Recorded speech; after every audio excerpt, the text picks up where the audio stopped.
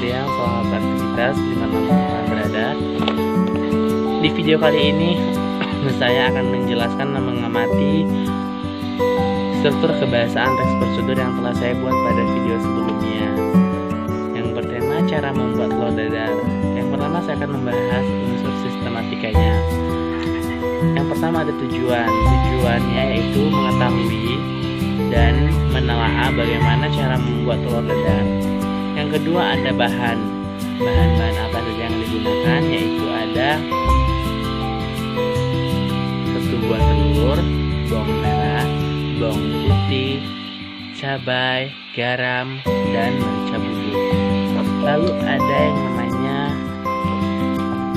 cara membuat atau langkah-langkah. Langkah-langkah yang pertama, 1. Iris tipis 1 siung bawang merah, sedikit bawang putih dan cabai. Masukkan ke dalam mangkuk. Pecahkan 1 butir telur dan masukkan ke dalam mangkuk. Lalu kedua, kocok telur hingga rata menggunakan garpu. Lalu ketiga, panaskan sedikit minyak goreng atau margarin, garpu saja anti lengket. Masukkan adonan telur ke dalam meja lalu goreng hingga matang. Lalu kita ke penutup. Di bagian penutup saya menggunakan kalimat terima kasih sudah menonton video ini.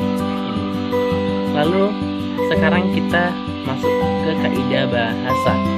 Kaidah bahasa ini ada 8. Yang pertama ada yang namanya kalimat imperatif.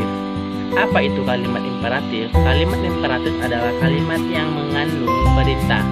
Contoh yang saya telah dalam teks yang saya buat, perintah contoh yaitu kocok telur dan semua bahan menggunakan garpu hingga tercampur rata. Lalu ada yang namanya kalimat deklaratif. Apa sih itu kalimat deklaratif? Kalimat deklaratif ini kalimat yang berisi pernyataan. Contoh, pernyataan. Saya menggunakan kata jika ingin tahu cara membuat telur dadar, jangan lupa menonton video ini. Lalu ada yang namanya kalimat integratif. Apa itu kalimat integratif? Kalimat integratif adalah kalimat pertanyaan dan seperti untuk kalimat integratif ini tidak terdapat pada kalimat yang maksudnya tidak terdapat pada teks prosedur yang saya buat. Lalu ada yang namanya kalimat konjungsi. Konjungsi yaitu kata penghubung yang berhubungan dengan waktu dan kejadian. Dalam teks prosedur yang saya buat hanya ada 1 kata penghubung, yaitu saya. Gunakan adalah kata penghubung kemudian. Lalu ada yang 5, verba material. Verba material perbuatan yang mengarah pada tindakan. Contoh masukkan ke dalam mangkuk. Masukkan ke dalam mangkuk.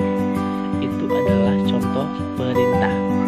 Lalu pecahkan 1 butir telur dan masukkan ke dalam mangkuk. Itu juga adalah satu contoh kalimat perintah. Lalu ada yang ke-6, verba tingkah laku. Perbuatan yang mengarah pada tindakan berdasarkan ungkapan. Contohnya yang berada pada teks prosedur yang saya buat. Artinya panaskan sedikit minyak goreng atau margarin ke atas wajan anti lengket. Lalu ada namanya partisipan manusia. Mengikut sertakan manusia pada tulisan. Pada dalam tulisan tersebut saya menggunakan 1 kata, yaitu kita.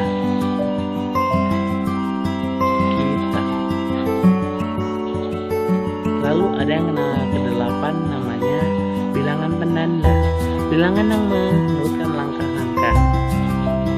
Pada tulisan saya ada 1 sampai 3 bilangan penanda. Baiklah, itu saja yang bisa saya jelaskan pada teks prosedur yang saya buat.